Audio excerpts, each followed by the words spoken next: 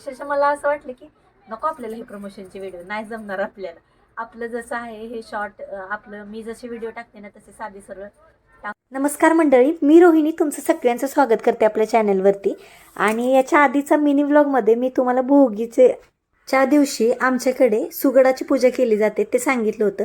तुमच्या बऱ्याचशा कमेंट आल्या होत्या की आमच्याकडे संक्रांती दिवशीच पूजा केली जाते. तर जिकडच्या तिकडच्या भागातली प्रत्येकाची पद्धत वेगळी असते. आमच्याकडे तर भोगी दिवशीच करतात. आणि भोगीसाठी जी आपण भाकरी बनवलेली असते किंवा भाजी बनवलेली असते त्याचा नैवेद्य आम्ही या सुगडांना दाखवून घेतो. आता भोगीसाठीचा मोठा व्हिडिओ तर शूट मी केला होता, पण संक्रांतीला जसं आमच्यात अडचण आल्यामुळे मी संक्रांत काय आम्ही केली नाही साजरी, त्यामुळे व्हिडिओ पण काही शूट केला नाही. पण जिथंपर्यंत मी व्हिडिओ शूट केला आहे तेवढा तर शेअर करावा तुमच्यासोबत. आणि त्याच्यानंतर माझा यूट्यूब प्रवास, म्हणजे ह्या प्रवासात ना काही नवीन नवीन गोष्टी मला शिकायला भेटले, काही नवीन अनुभव मला आले. तर ते काय काय अनुभव होते ते पण तुमच्यासोबत शेअर करावे म्हटलं. मी पिवळं वस्त्र घालायचं नव्हतं, ते चुकून मी घातलं कारण तब्येत ठीक नव्हती, त्या भानात मला कळलंच नाही. आणि तुम्ही बरेच कमेंट केले, मला समजावून पण सांगितलं. तर आता मी ना यूट्यूबच्या जर्नीतला नवीन प्रवासात मला काय काय अनुभव आले ते शेअर करणारच आहे. त्याच्यासोबत एक प्रोडक्ट शेअर करेन तुमच्यासोबत आणि त्याच्यानंतर माझा अनुभव जो आहे ना तो मी शेअर करेन. थोड्याशा गप्पा होतील आज. तर चला बघूया. हा आहे अगारोचा रिलॅक्सो हँड बॉडी मसाजर. ह्याच्यासोबत आपल्याला मसाजर आणि त्याच्यासोबत 8 मसाज हेड्स, कापडी मेश कवर एक येतो आणि युजर मॅन्युअल येतात. जसं मी म्हणाले ह्याच्यामध्ये 8 वेगवेगळे मसाज हेड्स आहेत जे संपूर्ण शरीराचा मसाज करण्यासाठी उपयोगी आहेत. आणि सोबतच 5 व्हायब्रेशन मोड्स आणि 6 स्पीड सेटिंग आहे. त्याला फिंगर टच बटन ऑपरेशन आहे. याच्यामध्ये 28 वॅटची पॉवर आहे ह्याची. आणि हे बटन प्रेस करून आपण ही स्टार्ट करू शकतोय.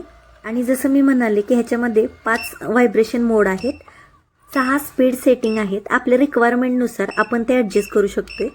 आणि सोबतच 15 मिनिटाचा ऑटो कट ऑफ फीचर आहे आणि LED डिस्प्ले सेटिंग आहे. आता एक एक आपण हेड्स बघू ह्याचे. तर सगळ्यात आधी हे जे हेड्स आहेत ना असं एकदम इझिली जोडता येते आपल्याला आणि त्याच्यावरती ही मेश लावू शकतो आपण.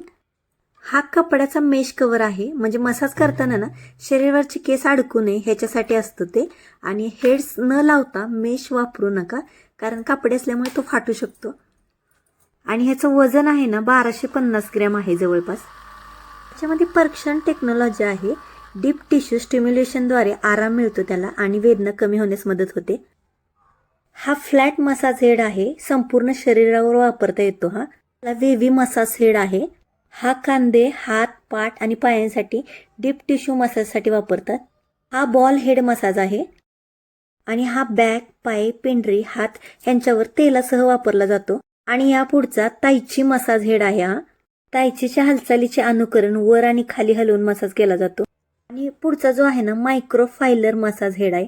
हा पायांवरील कॅलस आणि कोरडी त्वचा काढण्यासाठी वापरला जातो, पण हे वापरताना मेश कवर अजिबात लावायचा नाही. आता पुढचा रोलर मसाज आहे आणि मोठ्या भागांवर स्मूथ रोलिंग मसाज करण्यासाठी वापरला जातो. हा डबल व्हील मसाज हेड आहे. 3 ग्रुपमध्ये असलेल्या डबल व्हीलसह फ्लेक्झिबल रोलिंग मसाजसाठी वापरतात. हा जो आहे अँगल रोलर मसाज हेड आणि हा प्रत्येक व्हील ग्रुपसह शियास्तू मसाजसाठी वापरतात.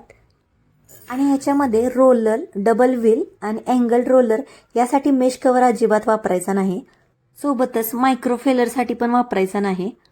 आता इथे हा मसाज वापरताना पोट किंवा रिपकेजवरील भागावर अजिबात वापरायचा नाही. गरोदर बायकांनी पण वापरायचा नाही. जर आपल्याला ना शरीरावर जखम असेल किंवा स्किन किंवा सूज काही असेल किंवा त्वचेचे काही रोग असेल तर आपण ह्याचा वापर नाही करू शकत.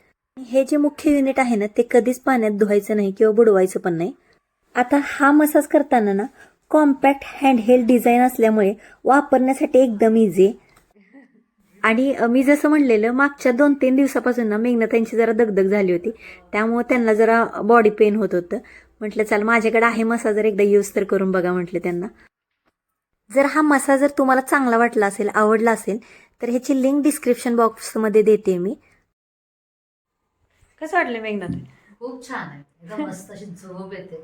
हा ना, मला जाम भारी वाटलं बाबा. हा, हात दुखायला काय रिलीफ वाटतंय का? एकदम मस्त असं हलका हलका झालाय माझा हात. हा. आता मेघनाताईकडे जाऊन घरी आले. आयुषला पपई खायची होती म्हणून पपई कापून दिली त्याला. आणि माझ्यासाठी मी चिक्कू आणि रामफळ गावाकडून आणलं होतं तर ते खायला घेतलं. आता खात खात म्हणलं चला गप्पा मारायचे तुमच्यासोबत. तुमच्या कमेंट येतील की रोहिणीताई पपई खाऊ नको, तर पपई माझ्यासाठी नाही, आईसाठी आणि यांच्यासाठी कापली होती. माझ्यासाठी चिक्कू आहेत, चिक्कूच खाते मी. मला ना तुमच्यासोबत माझ्या यूट्यूबच्या प्रवासातील एक नवीन अनुभव शेअर करायचा होता. म्हणजे जसं की मागच्या वेळी मी एक शॉर्ट तुमच्यासोबत शेअर केली होती आणि त्याच्यामध्ये सांगितलेलं की अधूनमधून आपल्या चॅनलवरती ना प्रमोशनचे व्हिडिओ येतील. तर मी आपली लोक आहे म्हणून ते तुम्हाला जस्ट सांगितलेले आणि तुम्ही खूप चांगला प्रतिसाद दिला होता मला त्यावेळेस. आणि म्हटलं आता हे सगळं शूट करताना प्रमोशन मला काही काय अनुभव आले ना, मला तो शेअर करायचा होता तुमच्यासोबत.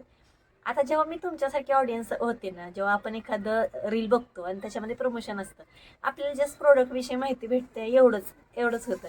पण त्याच्या पलीकडे तो जो क्रिएटर असतो ना, कॅमेऱ्याच्या पलीकडची दुनिया वेगळीच असते. तर त्याने किती एफर्ट्स, म्हणजे काय एफर्ट्स असतात त्याला, हे सगळं मला तुमच्यासोबत शेअर करायचं होतं. म्हणजे जस्ट तुम्हाला माहिती पाहिजे की कसं कसं असते ते, म्हणून म्हटलं हा व्हिडिओ तुमच्यासोबत शेअर करावा.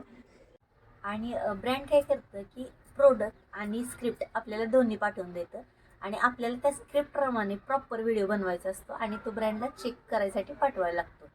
आणि मग मला जे प्रोडक्ट आलं होतं, तुम्ही बघितलं असेल, फेसेस कॅनडाचं प्रोडक्ट होतं.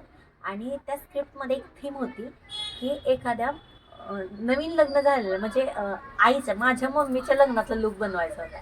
आता मम्मीचा तर फोटो नव्हता माझ्याकडे लग्नात, इवन मम्मीकडे पण नाही आहे. तर मग म्हटले की एखाद्या हिरोईनचा लुक करा तुम्ही. मग मी विचार केला, प्राजक्ता माळी साधी सिंपल आहे आणि मला पण आवडते ती, म्हटलं तिचा लुक करावा. म्हणून मी तिचा लुक करायसाठी तिचा एक फोटो घेतला आणि त्याच्याप्रमाणे लुक पण केला, व्हिडिओ पण शेअर केला, व्हिडिओ शूट केला, एडिट करून ब्रँडला पाठवून दिला. ब्रँडला पाठवल्यानंतर ना त्यांचं पहिलं रिजेक्शन आलं की हिरोईन मॅरिड पाहिजे. मग परत मला व्हिडिओ शूट करायला लागणार होता, कारण आता पूर्ण कन्सेप्ट चेंज झाली होती. मग मी म्हटलं ठीक आहे. मग मला माधुरी दीक्षितचा एक फोटो आठवला की ती सिम्पल लुक होता आणि छान होता तो पण. मी म्हटले की ठीक आहे, मी माधुरी दीक्षितचा लुक क्रिएट करेन. त्याला म्हटले की ते न्यू मॅरिड पाहिजे. ठीक आहे. मग आता दुसऱ्यांदा पण रिजेक्शन आलं. आता तिसऱ्यांदा न्यू मॅरिड, मी विचार करत होते कोण आहे आणि मराठी हिरोईन पाहिजे. मग मी पूजा सावंतचा लुक करायचं ठरवलं. मग पूजा सावंत, तिच्या लुकवर मी व्हिडिओ पण तयार केला, एडिट केला प्रॉपर, आणि त्यांनी सांगितलं स्क्रिप्टप्रमाणे बोलली पण सगळं, आणि तो ब्रँडला व्हिडिओ पाठवला. आणि त्याच्यानंतर ब्रँडकडून त्यांनी मला सांगितलं की ही मॅरिड आहे का, असं त्यांचा डाऊट होता. मग मी पूजा सावंतचे जे जस्ट मॅरिडचे फोटो आहेत ते सगळे त्यांना शेअर केले. आणि त्याच्यानंतर थोडं अजून एडिटिंगमध्ये 2-3दा रिजेक्शन आलं, ते क्लिअर केलं. आणि त्याच्यानंतर तो व्हिडिओ म्हणजे कन्फर्म झालं की म्हणजे प्रॉपर बरोबर आहे. तर त्या व्हिडिओसाठी मला 2-3दा आपले लुक करावं लागले. दुसरं एडिटिंगमध्ये बरेच चेंज करायला लागले. आणि त्यावेळी ना अक्षरशः मला असं वाटलं की नको, आपल्याला हे प्रमोशनचे व्हिडिओ नाही जमणार आपल्याला. आपलं जसं आहे हे शॉर्ट, आपलं मी जसे व्हिडिओ टाकते ना तसे साधी सरळ टाकून आपले व्ह्यू पण येतात चांगले, आणि बास झालं मला, ह्याच्यापेक्षा प्रमोशन नको. कारण खूप किचकट आहे प्रमोशन बनवणं. आणि त्यात कधी कधी त्याच व्हिडिओला तुमच्या कमेंट आलेल्या असतात, ताई प्रोडक्ट कसं आहे, काय आहे हे ते. म्हणजे मी स्वतः पण ते प्रोडक्ट चांगलं आहे का बघूनच त्याचं प्रमोशन केलेलं असतं. पण काही काही गोष्टी ना मला क्लिअर कट सांगता येत नाही त्या कमेंटमध्ये पण तुम्हाला. मग ते प्रमोशन स्क्रिप्ट वाईज बोललेले असते ना, मी माझं स्वतःचं बोललेले नसते, ते सगळं स्क्रिप्टचं बोललेले असते. असं पण होतं माझं, म्हणजे थोडं असं नाही का, माझं काय म्हणतात, वडापाव होतं, म्हणजे ना खरं सांगू शकते ना खोटं बोलू शकते असं. तर आणि आपल्याला फक्त वाटतं की ह्या ठीक आहे, व्हिडिओ नॉर्मल आलाय, पण त्याच्यामागे खूप एफर्ट्स आहेत प्रमोशनच्या व्हिडिओ मागे. आणि मग हाच अनुभव कसा असतो. आता तुमच्यासारखंच मी ऑडियन्स असते तर मला पण माहीत नव्हतं की प्रमोशनच्या मागं एवढे सगळे एफर्ट्स असतात. म्हणून म्हटलं की तुमच्यासोबत माझा हा अनुभव पण शेअर करावा. आणि हळूहळू या पुढच्या पण प्रवासात मला जसे जसे छोटे छोटे अनुभव येतील ना, तसं मी तुमच्यासोबत शेअर करत राहील. आणि आजचा व्हिडिओ कसा वाटला ते कमेंटमध्ये मला नक्की सांगा. जर व्हिडिओ आवडला असेल तर लाईक, शेअर आणि सबस्क्राईब करा. भेटूया पुढच्या ब्लॉगमध्ये. बाय.